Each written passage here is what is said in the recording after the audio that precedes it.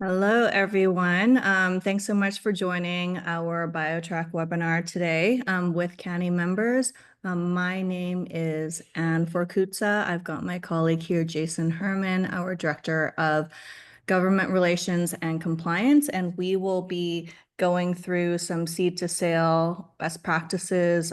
As you know, New York State is rolling out the BioTrack Seed to Sale program. We want to make sure that you have all the tools you need. We want to make sure you're prepared. We've put together a deck for you. If at any point, feel free to pop in any questions or comments in the chat or in the Q&A area.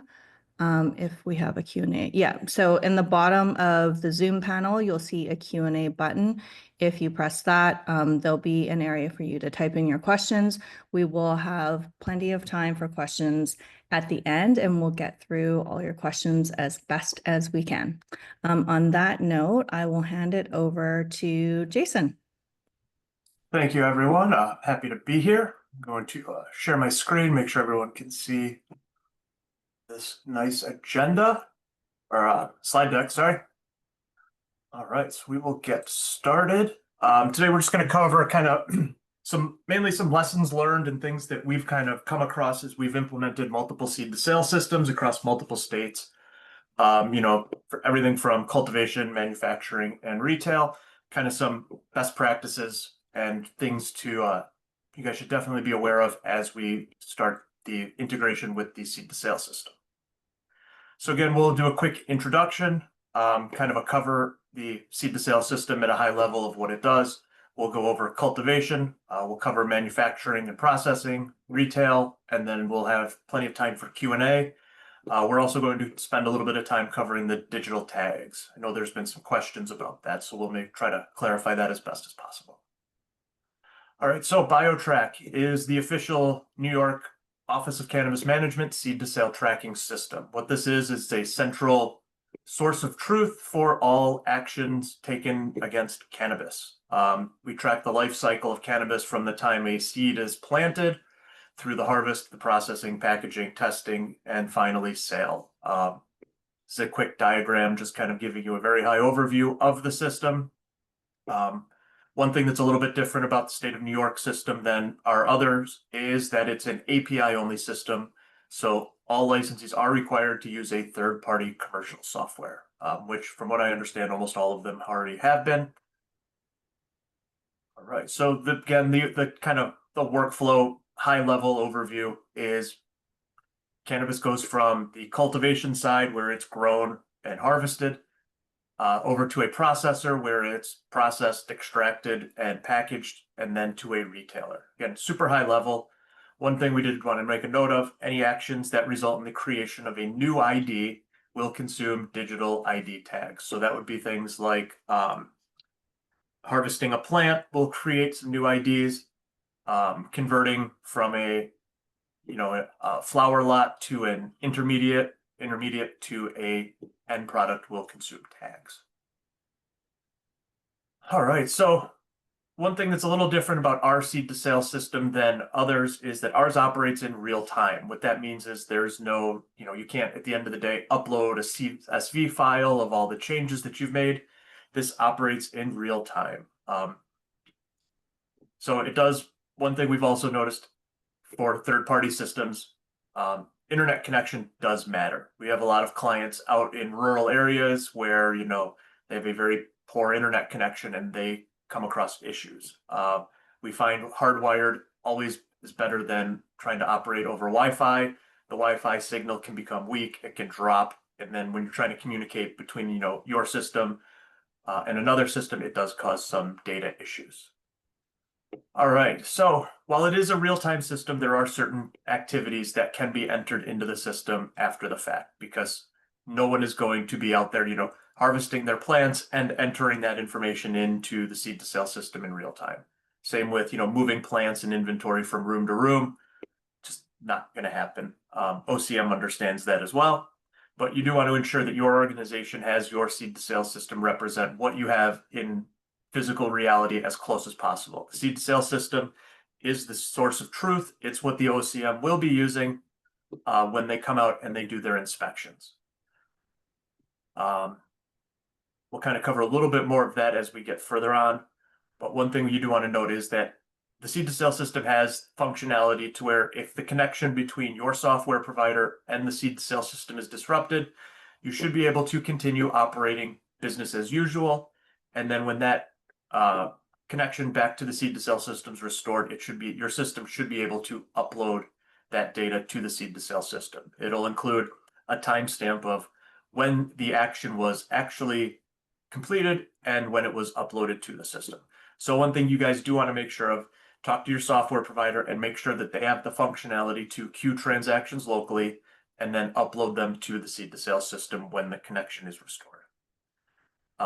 Another thing is to make sure that your software provider has sync validation functionality so you can ensure that your data in your local system is always trued up with the seed to sale system. Because again, that seed to sale data is the state's ultimate source of truth, and that is what they will be using in their audits and inspections. So at a more detailed level, this is what the seed to sale workflow looks like. Within the cultivation side, there are quite a few steps that are taken. Inventory can then get transferred to a processor or a distributor, then gets QA tested, and finally will get sent to retail for sale. So what we'll do in the next few slides is kind of break down each one of these bubbles and go into a little bit more detail. Cultivation, you have a strain, you have a source, you create your plants, you add additives, and you keep track of those. From there, your plants are growing. You can complete full or partial harvests. Partial harvest would be, you trim off the top layer of bud and you let it continue to grow. You can then dry and cure, or you can actually take that wet flower directly to converting it. Like if you're going to be converting it directly to an extract, you can pull it right from wet flower, bypass the dry cure phase, convert it into other material lot. So from the output of your kind of harvest and wet flower would be, you've got other material and flower. Those then get converted into a flower lot and an other material lot. Other material can also be converted into keef. From there, you can pull your samples, or you can start shipping this off to other places by creating a manifest, then creating an invoice, and initiating an outbound transfer. Fairly standard functionality that I think most people are already doing. The invoice part is a new function that we added based on the requirements of the OCM. This is to track purchases made on credit. The state's very adamant about all purchases made on credit must be paid in full in 30 days. Sorry about that. So we've given you guys the ability to, now every time you create a manifest, you also have to create an invoice with it. And the state has the ability to see, are any of these invoices that are out there more than 30 days past due. So from there, we go to the processor. The processor would accept the inbound transfer of biomass from a cultivator. They can update the payments for that transfer. And then from there, they will convert to intermediates where they can track ingredients. They can convert to end products, and again, they track the ingredients. From there, they create your QA sample, send that out to the lab for testing. One thing we'll mention quite a few times here is create your QA sample from your big parent lot before you start sublotting into end products. This way, the test results from here will carry through when you sublot out. So from there, you've got your end products that you've converted. You create your invoice. It's in there twice, not sure why. And then you send that out. You can send that out to a distributor or right to a retailer. So cultivators and processors have the ability to create your QA samples, send them to the lab. The lab completes their testing, submits the data to the system, including the certificate of analysis. And then as long as you guys don't do any additional conversions to that inventory, those test results will stay no matter what you guys do. They'll stay associated to the inventory throughout the lifespan. And one thing that is nice, it does include kind of a link to that certificate of analysis, which I know most of you guys already have. Distribution cannot do a whole lot. They can really accept in transfers from licensees. They can manage their invoice payments. They can sublot existing inventory. Actually, I need to update this because they technically can't. They can create a manifest with the associated invoice, and then they can distribute that inventory out to mainly retailers. Retailers, pretty straightforward. They can accept that inventory in, update their invoice payments. From there, they manage their inventory. You can make a purchase, schedule a delivery, complete the delivery. You can reschedule it. Purchases can be voided, refunded, or returned. A void makes it look like the transaction never happened. So inventory is returned to the retailer. A refund, it would be where the patient or client keeps the inventory, but they get their money back. And a return would be where they return the inventory, but they get their money back. And the requirement here is once you do that, a new barcode is created for that returned item. It's flagged as a returned item, and it can no longer be sold at retail. All it can do is be destroyed. All right, so that covered kind of the high-level overview of the entire system. And now we'll go kind of into the inventory phases. So when you complete your harvest or cure, you're considered, that's harvested and cured. From there, it goes to a lot stage. Lot stages take the output of the harvest, which is flour, other material, and waste, or wet flour, and then you convert them into a lot. So it kind of moves it from the cultivation side over to the processing / inventory side. We keep them separate on purpose. So from here, you go your lot stages. They can be transferred. They can be converted by a processing location to your intermediate stages. So you take your flour lot, you go from your harvest, your flour, you convert it to a flour lot. From there, you can convert it into an intermediate. And we've got a nice kind of spreadsheet showing what can be converted into what and what can't.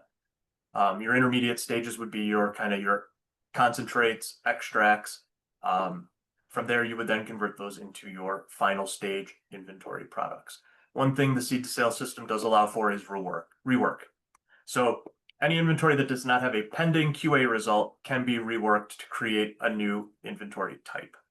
The best kind of example we use here is if you've got some product that's not selling very well and you want to kind of break it back down into its core pieces and create a new inventory type, the system does allow that. One thing to note here, it says does not have pending QA results. If it does have completed QA results, that's fine. When you do this rework, it actually wipes out it wipes out the flag saying that it's been tested. So you will need to retest. If it does have pending QA results, it's very simple. You need to void that QA sample, and then you'll be allowed to complete your rework. All right, so to kind of go into further detail on these phases, again, your final stages are kind of your finished goods. One thing we want to make note of is you want to make sure that you have the correct usable weight per unit, which is, how much gets deducted from the sales or patient limit as part of your data, mainly for retailers there. And we'll kind of cover that a little bit further on down the road when we talk about loading initial inventory. So for your harvested and cured, the output of your harvest would be flour, wet flour, other material, or waste. From there, you convert to your lot stage, which is your flour lot, other material lot, and keef lot. You can then convert those into intermediates. Example would be hydrocarbon wax, CO2 hash oil, mechanical extract, food grade solvent, things like that. And then from there into your final stages. So the one thing to note too, our final stages are kind of generalized buckets. So if you have something like, say, crap, what am I thinking of here? Like batter or butter or any kind of, highly concentrated extracts like that, those fall under cannabis extract for inhalation along with your vape cartridges. Everything else is kind of pretty straightforward. Trying to see, are there any other kind of gotchas? Usable cannabis, usable mixed cannabis is just flower from multiple lots. Usable cannabis mixed infused is any combination of flower lots and one of these intermediate extracts. And then usable pre-rolled cannabis is pretty self-explanatory. One thing to note, inventory types determine if the item is tracked by a count, which is what we call, unit, or by weight. So anything that's just a flower product really would just be your usable cannabis, usable mixed cannabis, and usable pre-rolled cannabis are tracked by weight. All of the other ones are tracked by unit, and then those units have a usable weight calculation assigned to them, which in the state of New York is literally the amount of milligrams of THC. So I talked about that conversion matrix, all of those kind of inventory types we've just discussed over the last few slides. I know this is very hard to read. We're going to send out a new updated high resolution version. We'll post it on our website, and we'll have OCM also posted on their site. But basically, it shows you all of the possibilities that you can have when converting. The next slide kind of starts breaking it down, zooms in a bit. So along this left-hand side is all of the inventory types. So we've got our types up here from the harvest. We've got our lot products, our intermediate products, and then our end products. And then across the top, we have all of these listed out again. Our lot products, intermediate products, and end products. And I thought I had one more slide in here. But basically what you will do is you'll find what you're wondering about along the left-hand side. And then let me go back up actually. What you'll look at here, you say, okay, I want to know what can I convert. I believe that says ethanol alcohol extract to. And from here you can convert that back into an other material lot. You can convert your ethanol alcohol extract into ethanol alcohol extract. And then from there, you can convert it into the end products of extract for inhalation, an infused topical capsule pill tablet, liquid infused cannabis, solid infused cannabis, RSO, tincture, transdermal, and a transmucosal infused extract. You cannot convert ethanol alcohol extract into usable cannabis, usable mixed cannabis, or usable pre-rolled cannabis. You can convert it into usable cannabis infused, and there's a note in there that says requires flower lot and an intermediate. So you would need to use a flower lot along with that. All right. So this is just kind of a screenshot from our system showing, convert product options. Again, you've got your lot products, your intermediate products, your end products, and then your ability to rework. All right, so lot creation by cultivators. So after the cultivators have completed their harvest cure process, you will have various inventory items that will need to be created into a lot stage. So you convert your flower, your wet flower, or your other material into a flower lot, an other material lot, or a keef lot. So lots can then be transferred to and converted by processing locations. They cannot be sent to retail locations until they're converted into a final stage inventory item and tested for quality assurance. It's one of the safeguards of the system. You cannot send anything to a retail location unless it has passing QA results. And then lots are usually created based on what the inventory is determined for. Example here would be create a lot for each vendor order or a standardized lot for each quantity to be R&D tested before it's sent to other locations. For processors, it's a little bit different. They're gonna be receiving kind of the flower lot and the other material lot. So after they've completed, the cultivators complete the harvest cure. Sorry, I need to update that one too. So again, lots can be transferred and converted into intermediate products or end products by the processing locations. Can't be sent to retail. One thing we want to make note of, we've had this come up quite a few times, is the single versus the multi-pack. The best example we've seen would be the The THC beverages that have become very popular, normally they are sent in kind of 4-packs with the little plastic or, in the little box. One thing to make note as a processor is when you're creating these, you need to make sure you create them the way they are expected to be sold. Meaning, if they're expected to be sold as a single can, you can still put them in the little 4-packs to make, casing them up easier, but they need to be created as single units. So that multi-pack would really be 4 individual units. You can create them as multi-packs as well, but then each multi-pack would have to be sold as one. The thing here is, remember, make sure that they're created as 2 different batches of products. Really, if you create it as a single, then each item would need to be labeled as an end product. If you do the multi-pack, it needs to be labeled kind of as, we'll call it, for this example, we use it, it's a 4-pack. So really, your single would have 10 milligrams of THC, your multi-pack would have 40 milligrams of THC. So it does have kind of tax implications there as well. And you can't break up a multi-pack and sell it as individual units. All right, so this is just a quick screenshot of our conversion calculation. So in this example, we're going to take 25 grams of hydrocarbon extract, and we're going to create 20 1-gram vape carts. But you can see here, 25 was probably too much, so it updates the usable, the weight per unit. When it should be 1, it's showing 1.25.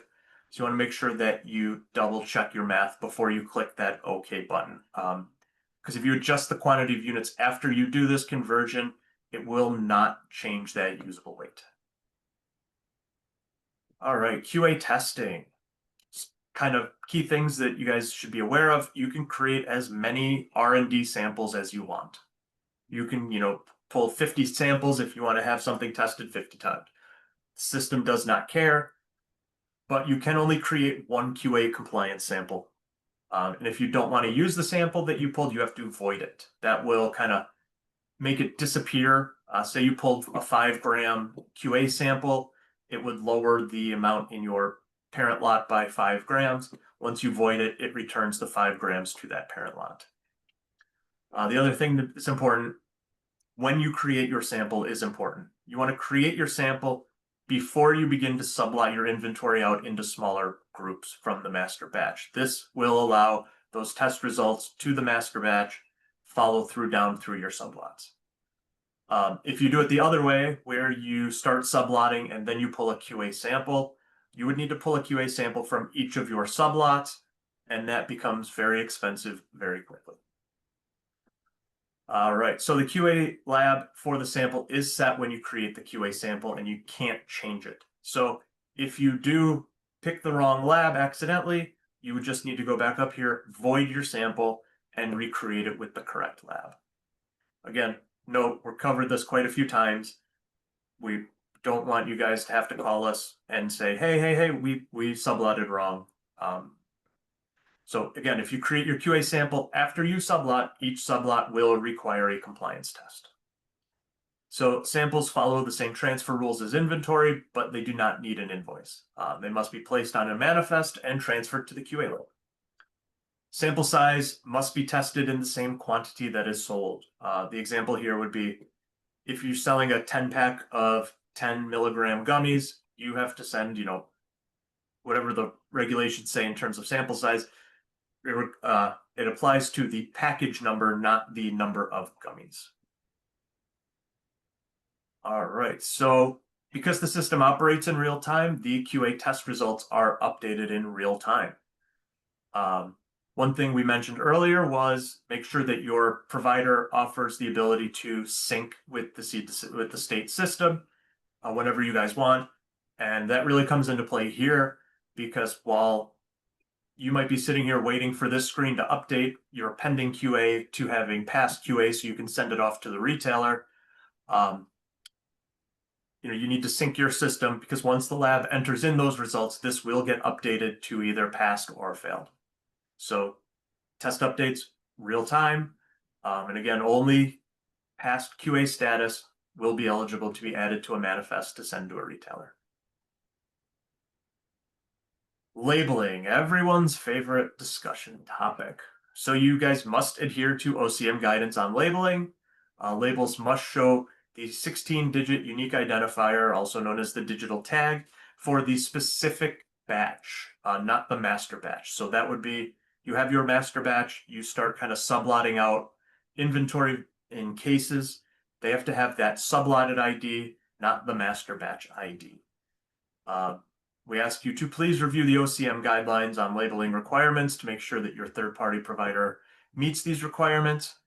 Provide a link to this wonderful 47-page PDF file on OCM's guidance for packaging and labeling. It's a very fun read. I've read it multiple times. Another note here, each individual item must be labeled. If you produce a 4-pack of THC beverages, it can only be sold as a 4-pack. They're to be sold individually. They must be created that way during the conversion process, and each unit must be properly labeled. I know we've mentioned this a couple of times now, but these are kind of the big gotchas that we've been seeing as we've rolled these systems out and as we've been talking to the current licensees in the state. All right, transferring inventory. It's a 3-step process. So first, an invoice must be created to track wholesale transactions. Again, they can be paid in full, or you can make multiple partial payments against them for purchases made on credit. From there, you create a manifest with that associated invoice. You can do this ahead of time. You're prepping for the next day, you're managing your logistics. You can create these manifests ahead of time.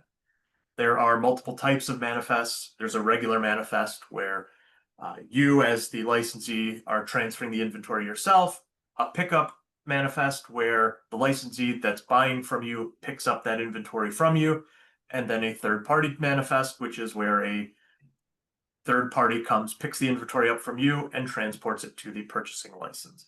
We're actually adding another inventory type. This is mainly for the retailers to use. It's called, I don't have a name for it yet, but it's pretty much for delivery by bicycle or on foot, because all of our current manifests require a VIN number for a vehicle and don't have that for on foot yet. Then again, finally, your transfer must be initiated, and that's kind of done as soon as your vehicle pulls out. So additional things to consider regarding transferring inventory is that transfers can be accepted, they can be fully rejected, or they can be partially rejected. If something is full or partially rejected, it is placed on a new manifest and sent back to the sender automatically. The rejected products do then need to be accepted back into their inventory. In the case of a partial rejection, it actually creates a new barcode number for the rejected inventory. One of the guidelines of the seed to sale system is that a ID can only exist in one location at any time. So by automatically kind of sublotting that rejected part out and assigning it a new ID, that's how we deal with that. And then the last part regarding inventory or invoice payments is that they can be posted by the buyer. But the seller then must actually go in and mark them as accepted. And again, the state of New York requires all invoices made on credit must be paid within 30 days. All right, I'll cover some best practices now for mainly cultivation and processing right now, and I think we'll do retail on the next slide. All right, for cultivation manufacturing owners, invite your managers and your team members to training sessions. They will be in the system every day. This is one thing that I really cannot stress enough. These are the guys that, they're doing all of the actual data entry. They're the ones that are responsible for your compliance. So make sure that they are well trained, that they know what's going on. They see things differently than everyone else. It's very important to get them involved. Start making updates to your inventory types now. Use that inventory conversion matrix, kind of do a data crosswalk. It will make your initial data upload go that much quicker. Make sure that all of your tested final products have the correct usable weight in grams. Ensure that all of your seeds, clones, plants are in your system and ready to be uploaded. Search all of your facilities to locate anything hidden. During the first, I think, 60 or 90 days of the system, the state has your window open, which allows you guys to bring inventory in without having it have a source. The system is kind of a closed loop system where everything needs to have a source identified. This open window allows you to bring in inventory without that. The note here is something we learned. Double check your cabinets. Bags of seeds are small and easy to miss. We had a licensee in Florida about 6 or 9 months after their system went live, had to request a variance from the state of Florida because they missed a bag of 500 seeds that were kind of tossed behind some other stuff in a cabinet. So make sure you've got everything. It's a kind of a good time to do a full inventory check. Again, create your QA sample before you begin to sublot your inventory into smaller groups. Check your label setup and ensure that all fields are correct. Check with your third-party software provider to ensure that they can provide you with the ability to queue transactions and sync data to your system. And again, confirm that your internet connection is strong and stable. If you can, hardwired over Wi-Fi is the preferred method. All right, practices for retail. Again, invite your team members to these training sessions. Make updates to your inventory types as well. Ensure that you have the correct usable weight per unit, because you will not be able to edit this value once that inventory is uploaded into the seed to sale system. Check that all your products have the correct labels and are compliance information at the point of intake. That's when you're receiving the inventory. Open the cases, check the product units. If something isn't right, reject it. You guys cannot really fix any of this stuff. Send it back to the licensees that are responsible for providing it to you in the correct way. So again, reject product units before your delivery is complete. Waiting until after you receive that inventory, you could risk selling non-compliant labeled product. One thing OCM was very clear with us was that retailers are not allowed to label product. So again, make sure that it comes to you guys properly labeled. And again, from the last slide, make sure your third-party system can queue your transactions locally.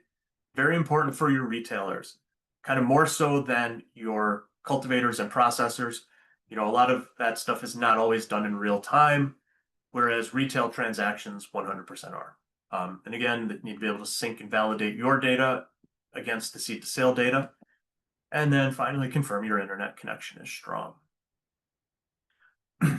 All right, we've got some resource links here. We'll go over this digital tag guide in just a second, but the State of New York Office of Cannabis Management has put together a dedicated seed to sale system page that has all kinds of good information, most of which is a copy of what we've got on our BioTrack New York site.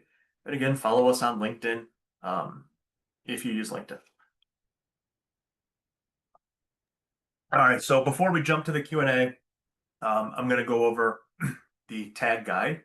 It's a very quick process. I'm actually going to schedule either a webinar or I'm going to record just kind of a quick video on how to go through all of this. But basically, this kind of provides you with some examples of what requires a tag and what the kind of, a rough anticipation of what the cost for the tags will be. So the tag terminology is probably a bad one for us to use. In other states, you have to purchase tags from the seed to sale vendor. They print these tags out for you and they mail them to you. Some of them can be RFID tags. Some of them are just, regular kind of stickers. That's not how the New York system works. We are providing, these digital tags are really just a kind of a block of 16-digit unique business identifiers, or not business identifiers, but 16-digit unique identifiers that go on inventory. They're non-repeating, they're randomized, they will not repeat for thousands of years. They can also be printed on any medium you guys want. So the thought here was kind of make it as simple as possible for everyone involved. You've already got to tag things, and now you're just getting your ID number from the seed to sale system. So it's a $10 fee, or 10 cent, sorry about that, 10 cent fee per tag. Digital identifier is defined as a unique 16-digit identifier issued by the seed-to-sale system that's associated with any plant or inventory lot, as well as QA samples. The way the system's set up is when you kind of click a button in your system, it sends an API call automatically to the seed-to-sale system.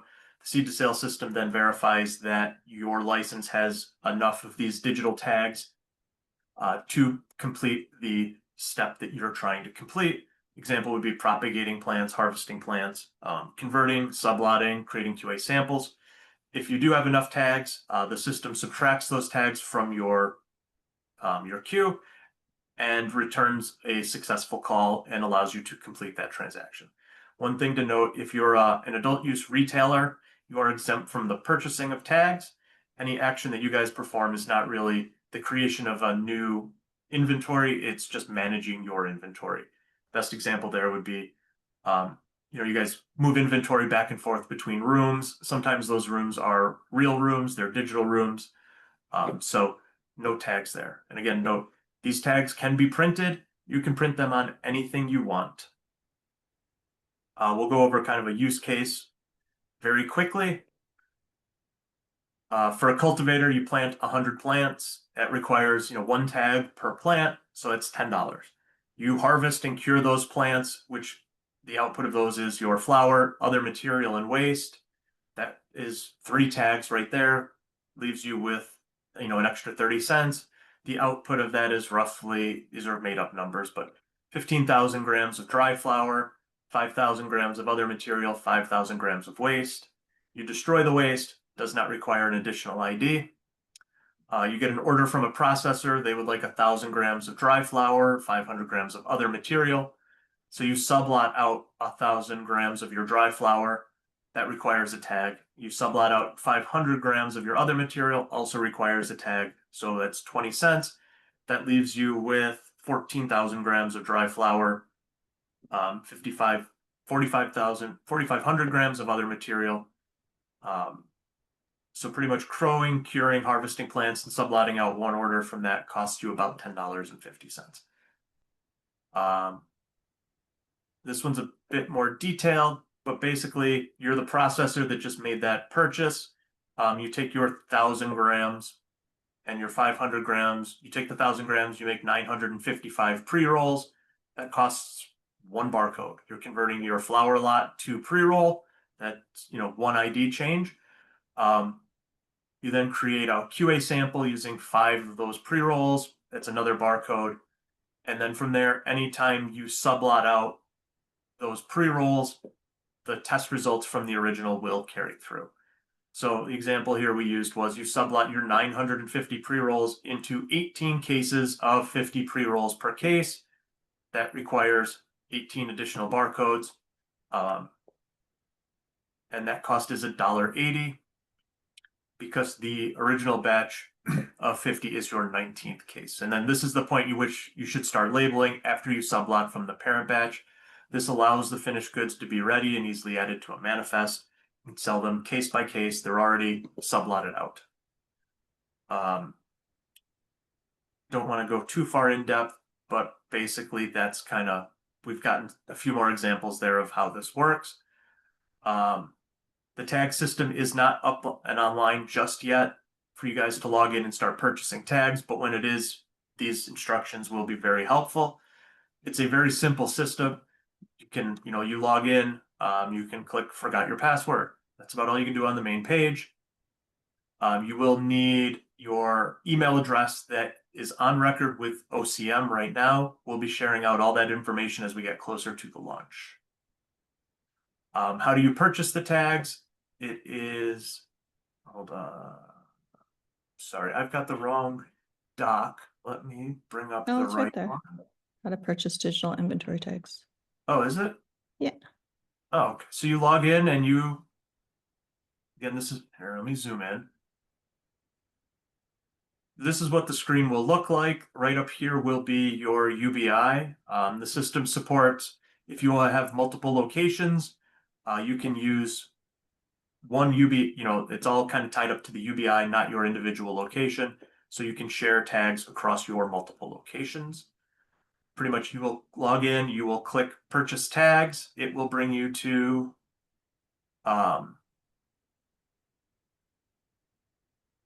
yeah, this one's not right. You click purchase tags, it'll pop up a screen and ask you how many tags you want to purchase. You select the number. I believe you can buy them in increments of 1,000, 5,000, or 10,000. And then you pretty much, like any transaction online, you click process payment. Once the payment goes through, those tags are now available for you. You can see how many tags you have here. One thing you may want to also ask your third-party software provider is if they have built out the functionality for you to see how many tags you have directly in their system. There's an API endpoint that they can hit to show you how many available tags you have at any time. You can have multiple users associated to your account to allow for more than one person to purchase tags. It's as simple as clicking adding a new user. You can also delete that user. Let's see what else.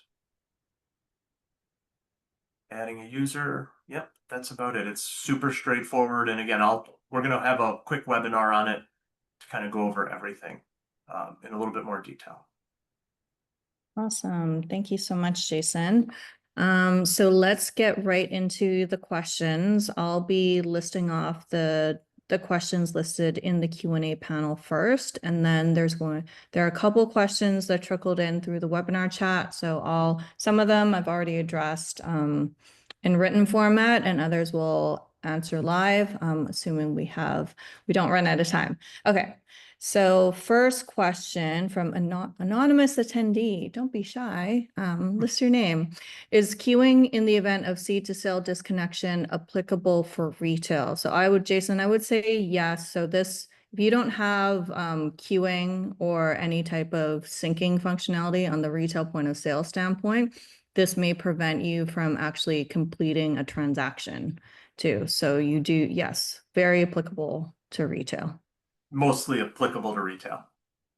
Yeah, you want to make a transaction and you want to receive inventory. The other main syncing point for retail is that if you are working with a provider that may not have experience integrating into seed to sale systems, a manifest, you need to receive the manifest in order to receive inventory. So currently you may have been manually creating invoices and then manually receiving them. That flow is now going to change once seed to sale turns on. Another question is, do New York processor type 3 branding play a role in anything BioTrack? So currently for the branding, for anyone with a type 3 processing branding license, you have an arrangement with your processor and your manufacturer. They are the ones that need to be working with a software system that will be integrated into BioTrack. Keep me honest, Jason. Yep. Yay. I like answering the questions that I know because I rarely know answers that Jason doesn't know. Okay. Question from Nick.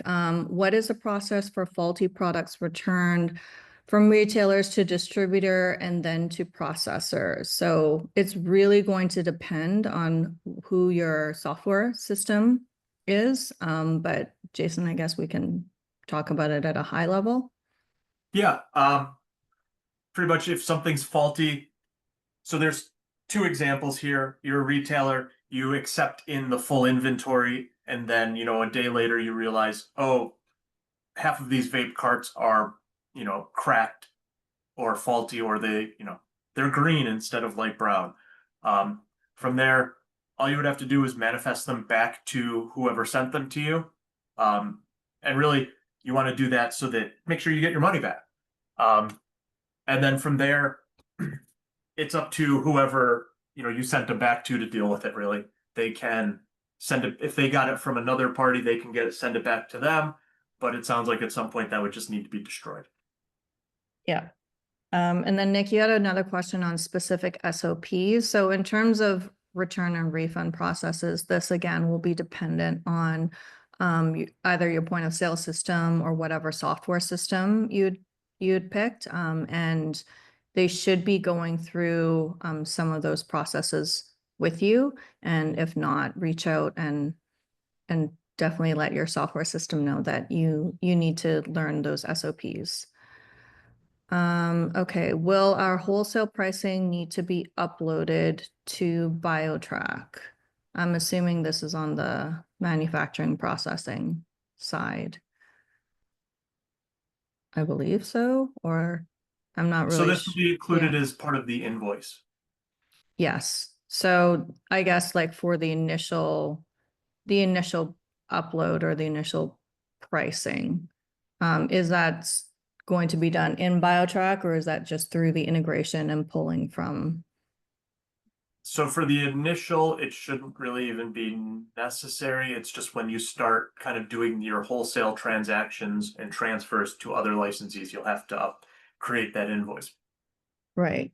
Okay, that sounds good. Hopefully that answers your question, Nick. But the wholesale pricing, it should be appearing in the invoice through integration points and not actually logging into BioTrack to upload and update the wholesale pricing. Another question, will retail partners be able to make conversions from grams to units when accepting deliveries? A processor may create products in grams, but the retail partner may have the items set up as units. Ooh, good question. No.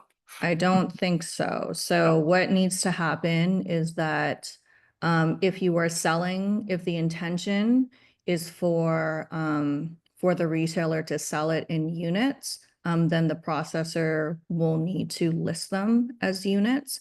And then in terms of the usable weight and the conversion for equivalencies, that is going to be reported through the labs and through the COA, I believe, moving forward. So retailers will not be able to edit any of the usable weight or make any manual conversions behind the scenes for any cannabis products.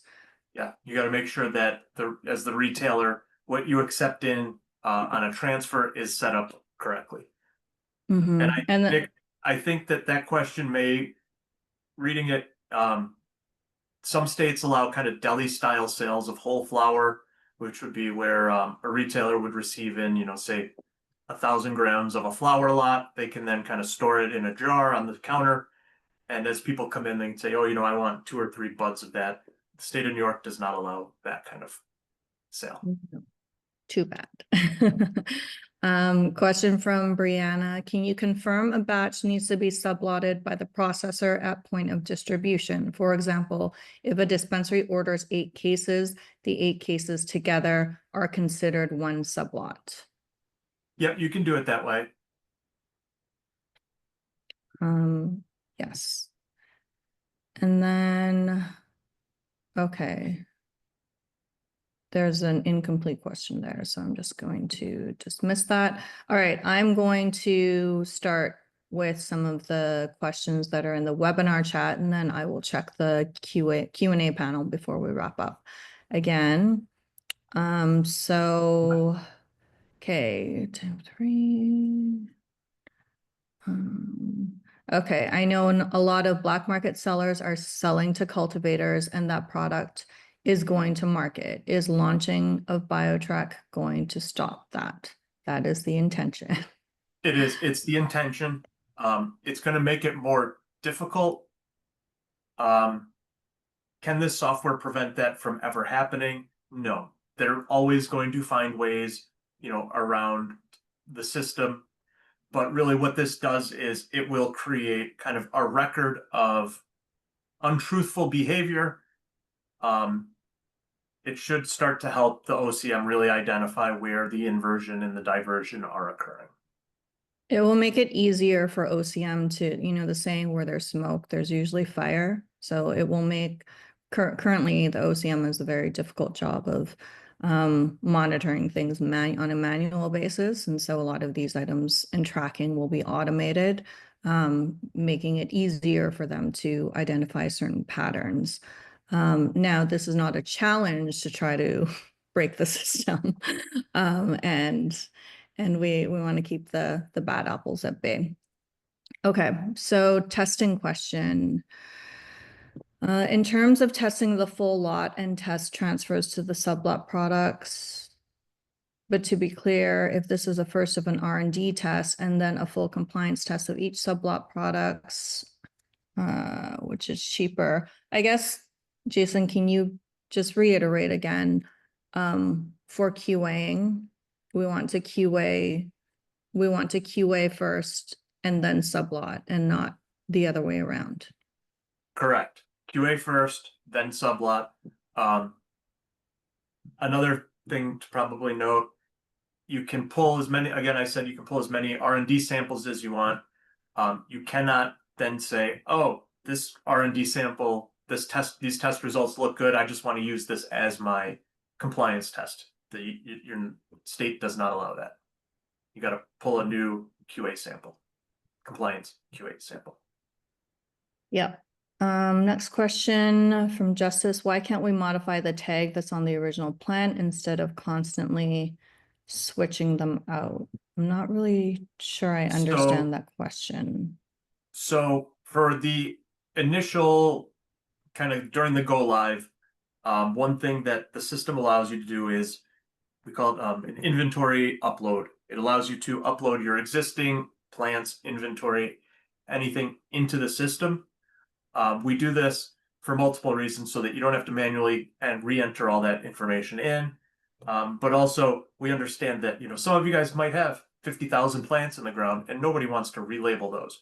So what this process does, your software uploads the data to the system. It provides, their generated unique identifier. Once it's accepted into the state seed to sale system, we return a BioTrack 16-digit unique identifier. And then you don't have to relabel because now those two IDs are kind of linked together. Right.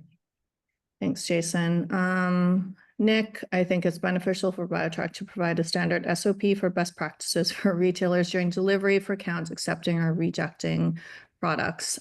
So at a high level, what we recommend that retailers do crack open your case at the point of intake just to confirm that the products in your case are labeled properly and are the products you actually received. In terms of specific SOPs, that is highly dependent on your software provider. So if you did pick BioTrack or a software program we're familiar with, then we will be providing that training. Otherwise, your third-party software provider should be able to provide that training for you. Just question from Justice. Is there no QR code we can modify so we don't have to constantly change thousands of tags? No, there is not. That is, unfortunately, that's not how track and trace works. That might be a functionality of a third-party software system, but the seed to sale system is kind of an auditing and tracking system. It's not really designed for that. The 16-digit IDs can be printed as a barcode. I'm assuming you could also print them as a QR code if you have the software to do so, but it's not something that the seed to sale system kind of supports or tracks. Yeah. Will there be additional webinars for retailers specifically on guidance on scrubbing their current inventory types and values to ensure initial uploads are accurate? Currently, we do not have any, but we might have some retail partners or retail consulting partners that will be putting that forward. So we can share that out in the CANY chat. Another thing, Ann, is kind of more specifically, you should be leaning on your third-party software provider for guidance, training, and help on that kind of stuff. Yeah. And then just, again, for the proper method for relieving sample inventory, again, that will be specific to your software provider. Next question from Mitchell. I'm a distributor. Is any tagging being done at my level? So again, based on what OCM told us, distributors and retailers are not allowed to label products.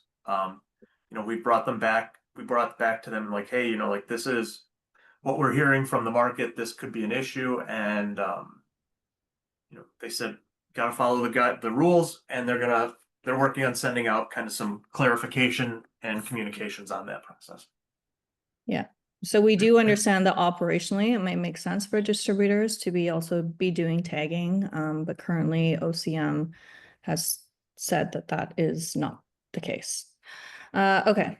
Question from Chris. Do regulations require 30-day payment terms between production side licensees or just between distributors and retailers? If it's both, please send reference. So I believe it's the distributors and retailers. It's from what OCM has told us, it is between any license types. Okay. Reference for that, you'd have to contact OCM. You can reach out to them at compliance@ocm.ny.gov or on their seed to sale page. You should be able to reach out to them as well. All right, thank you. Okay, we have time for a couple more questions. Question from John. As processors turn flower into oil, what do they do with the tags on the plant? So if you're using all of that biomass from the plant, then the tags, they in the system, they pretty much get during the conversion, they get lowered down to 0, so you can toss them. Okay. I'm going back to the Q&A panel now. With the current inventory of the values of THC and CBD, is there going to be standard across the board for retail catalogs as far as they represent percentage versus milligrams? Yes. So for for whole flower, mixed whole flower, and pre-rolls, it is done by percent. All of your kind of manufactured finished products are done by milligrams. Okay, another question. Okay, so if we sublot at the point of distribution, does the processor have to label each saleable unit, or will that happen with the retailer? So each unit does need to be labeled. And Jason, do you want to answer this one? So it really, it would have to be done at the processor level because again, the distributor and the retailer are, for OCM, are not allowed to label. And if there are issues with this, please let OCM know. Yes. Please, because we've let them know several times already. Yes, I didn't make those rules. I'm just the one who gets to. We're just a software company, all. Okay, there is a Dutchy question. Please ask Dutchy. Okay, will the COAs be mandated at the point of delivery to a retailer? So the COAs, the labs are required to attach a COA to the test results. I don't know if they're actually mandated to provide them to the retailer, but that would probably be something that you'd want to ask OCM. That's more of a compliance question, and they've asked us to send all of those to them. Okay, can retailers label products with barcodes if they don't have legible ones available?